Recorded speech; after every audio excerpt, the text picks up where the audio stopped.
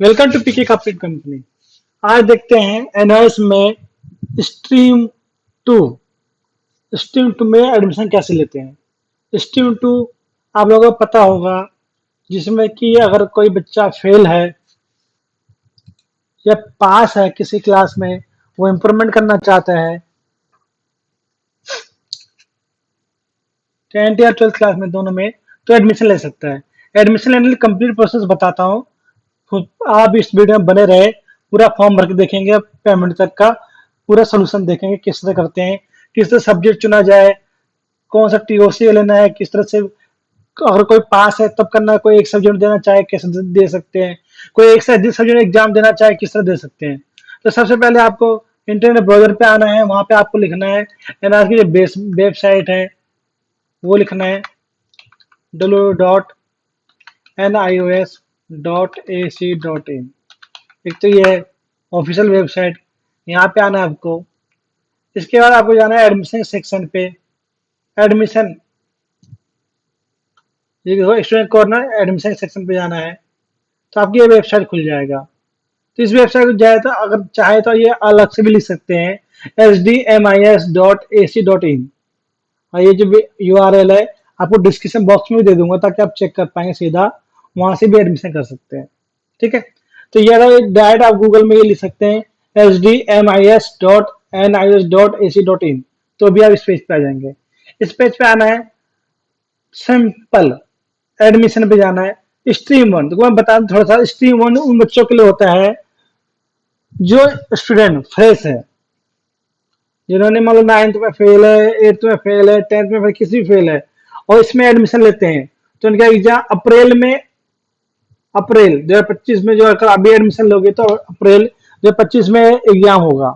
और अगर 30 सितंबर के बाद, 15 सितंबर के बाद एडमिशन लेते हो तो अक्टूबर 2025 में एग्जाम होगा। मतलब ये पब्लिक एग्जाम के लिए होता है। यहाँ पे एक साथ आपसे बच्चे बैठते हैं तो पब्लिक एग्जाम के लिए होता है स्ट्रीम वन।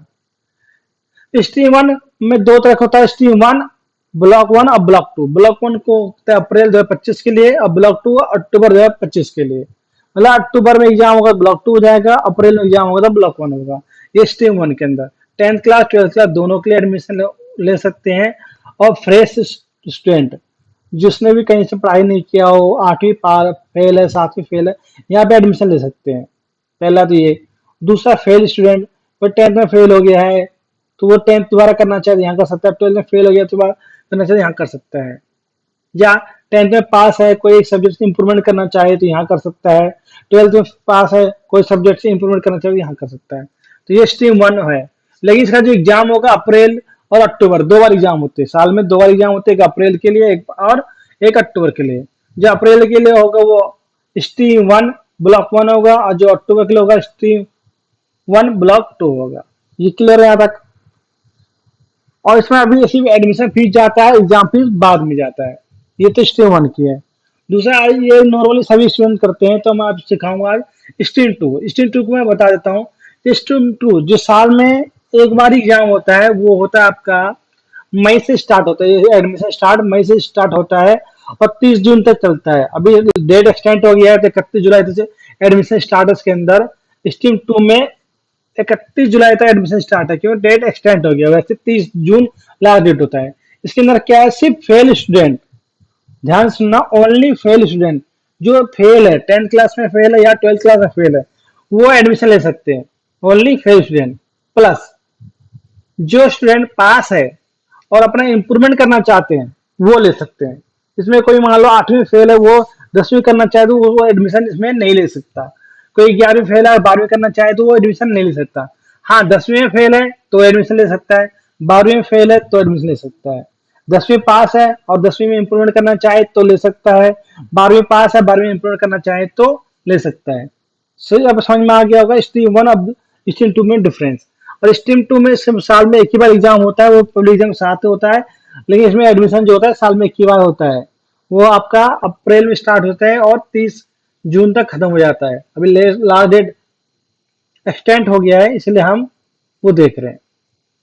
ठीक है, अब मैं डॉक्यूमेंट्स भी बताऊंगा कि डॉक्यूमेंट्स क्या क्या चाहिए होता है। तो ध्यान से बने रहिए इस वीडियो में, एंड तक बने रहिए। पूरा बताऊंगा डॉक्यूमेंट्स क्या होता है, किस तरह अपलोड करते हैं और लोगों का जो स्टूडेंट का एडमिशन कैंसिल क्यों होता है। सबसे इम्पोर्टेंट है एडमिशन कैंसिल क्यों होता है। वो एडमिशन कर तो लेते हुए बहुत कॉल आता है, सर मैंने एडमिशन किया था, फीस भी पेमेंट किया, एडमिशन कैंसिल हो गया और मुझे फीस भी रिफंड नहीं मिला। तो ये बहुत इंपॉर्टेंट है, सर बहुत ध्यान से रखना है कि एडमिशन कैंसिल होता है ज़्यादा से ज़्यादा, और आप जो गलती करते हो वो गलती करोगे तो एडमिशन कैंसिल हो जाएगा। वहाँ क्लिक करते क्लिक करते ही आ जाएगा। यहाँ पे आपको जिस भी स्टेट में है, जिस भी स्टेट में है वो स्टेट डालना है। यहाँ पे इंडिया के जिस भी स्टेट में वो डालना है। फिलहाल मैं जम्मू क्लिक कर रहा हूँ, जम्मू का एड्रेस डाल दिया। आइडेंटिटी प्रूफ में आधार कार्ड, आधार इनरोलमेंट, पासपोर्ट, राशन कार्ड, इनमें से किसी भी कोई एक डॉक्यूमेंट डाल सकते हैं। तो आधार नंबर ज़्यादा सबके पास होता है तो आधार नंबर डाल दो, सिंपल आधार नंबर डाल दिया। उसके बाद आइडेंटिटी आइडेंटिटी नंबर, आधार नंबर और सिलेक्ट किया तो आधार नंबर डालना है। यहाँ पे इनरोलमेंट नंबर तो इनरोलमेंट डालना है। पासपोर्ट तो पासपोर्ट साइज, पासपोर्ट डाला तो पासपोर्ट नंबर, राशन कार्ड तो सेम। यहाँ डाल रहा हूँ आधार नंबर, तो अब यहाँ डालता हूँ आधार नंबर।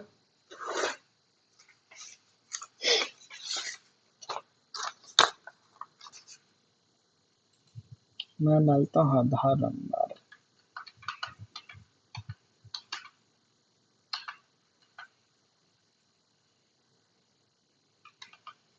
ये आधार नंबर डाल दिया। यहाँ सेलेक्ट करना है 10th क्लास 12th क्लास, तो मेरे केस मैं 10th करके दिखाता हूँ, सेम ही 12th का ही रहेगा, ज़्यादा कोई डिफरेंस नहीं, सेम रहेगा। 10th करके दिखाता हूँ मैं। नेक्स्ट करना है।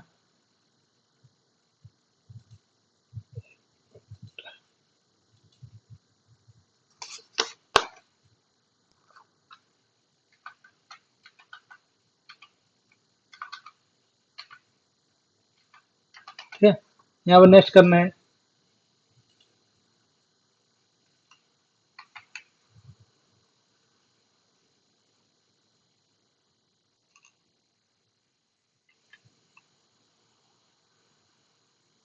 नेक्स्ट करते हैं तो अब ये आ जाएगा।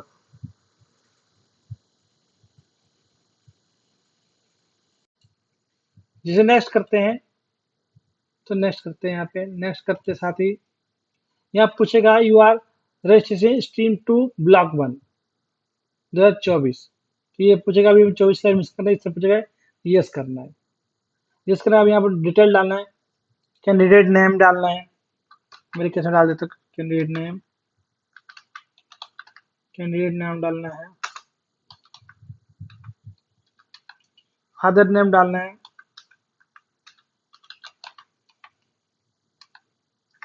मदर नेम डालना है,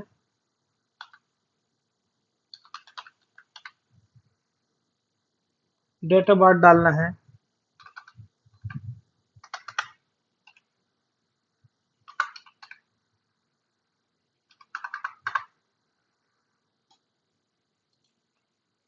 मेल फीमेल सिलेक्ट करना है।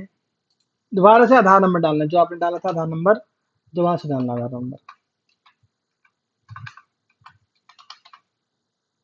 मोबाइल नंबर डालना है, ईमेल आईडी डालना है।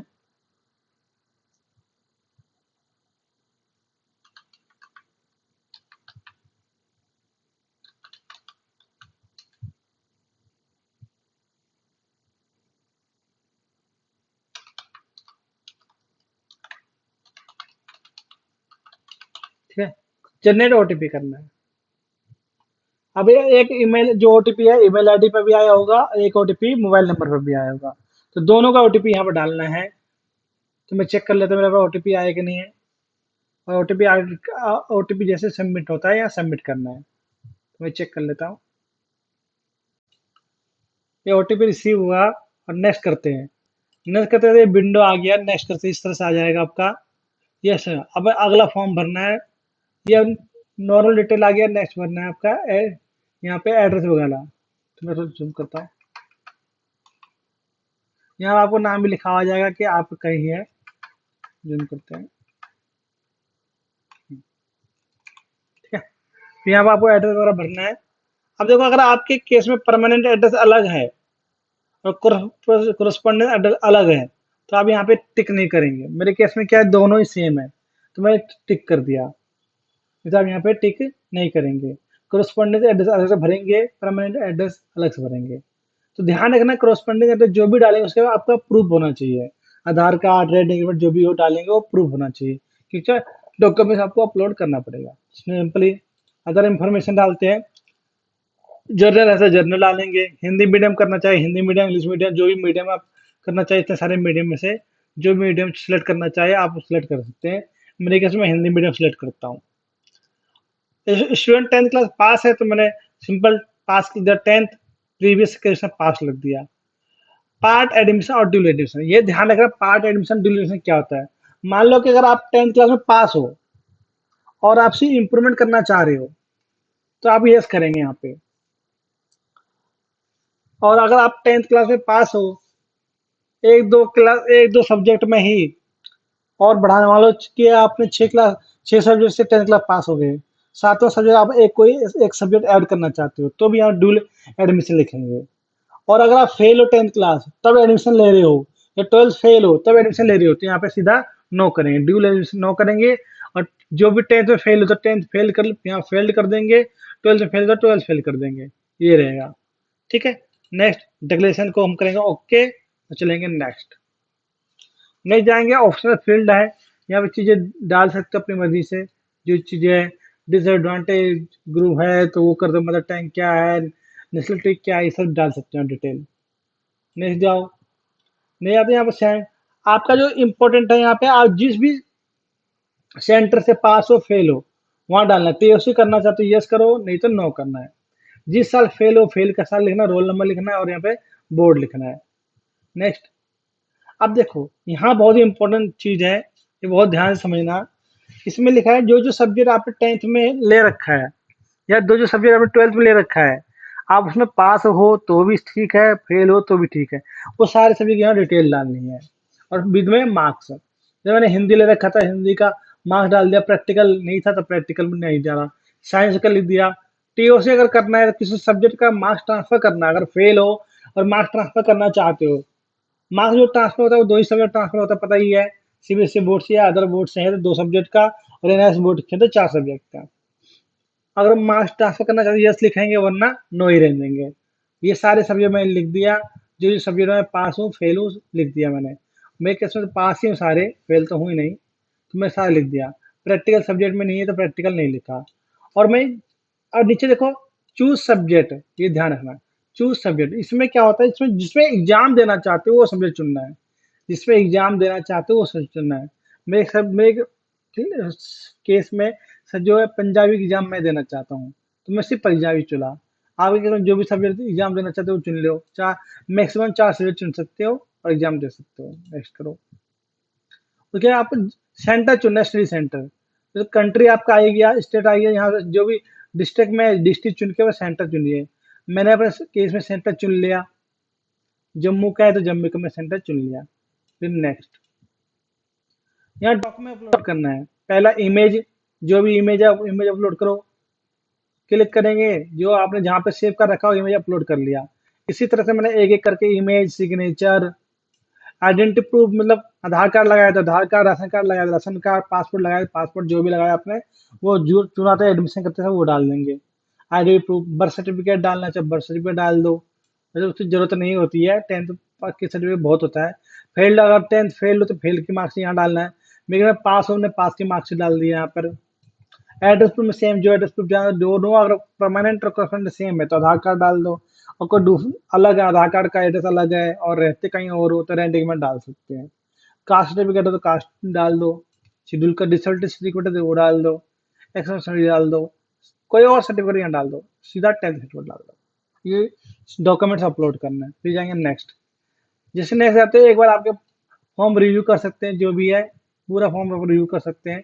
यहाँ फीस लिखा आता है, अपना जो भी जिस भी मोड से फीस पे करना चाहते हैं, उससे आप सीएससी से भरना चाहते हैं, एसएससी बैंक से भरना चाहते हैं, कोई से भी गेटवे यूज करना चाहते हैं वहाँ से फीस पेमेंट कर सकते हैं। मैं कहीं एचडीएफसी का गेटवे में चुनता हूँ और यहाँ से मैं फीस पेमेंट करता हूँ। यहाँ कार्ड डिटेल डालता हूँ, फीस पेमेंट करता हूँ। तो ये तो कंप्लीट इन्फॉर्मेशन जिससे कि आप अपना एडमिशन स्ट्रीम 2 में कर सकते हैं।